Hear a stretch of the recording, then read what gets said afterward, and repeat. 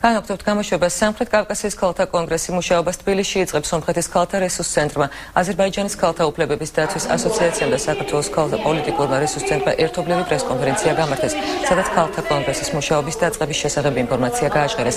სამხრეთ კავკასიის ქალთა კონგრესი წარმოადგენს რეგიონულ ორგანიზაციას, რომელიც ხელს შეუწყობს ქალთა წინსვლას და გენდერულ თანასწორობას. როგორც ორგანიზაციის წარმომადგენლება განაცხადეს, კონგრესის მუშაობა მიზნად ისახავს რეგიონში ქალთა უფლებების წინსვლას პოლიტიკურ და სამშვიდობო პროცესებში.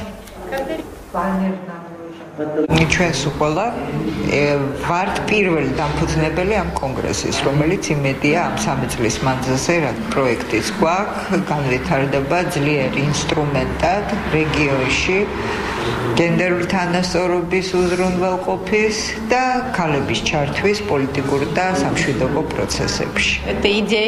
ეს იდეა 3-4 წლის წინ დაიბადა. მისი განხორციელება კი დღეს დაიწყო. ქალთა კონგრესის მიზანია ქალების წინსვლის ხელშეწყობა. პლატფორმა კი დაეხმარება ქალებს, რომ თავიანთი სურვილები და წინსვლა განახორციელონ.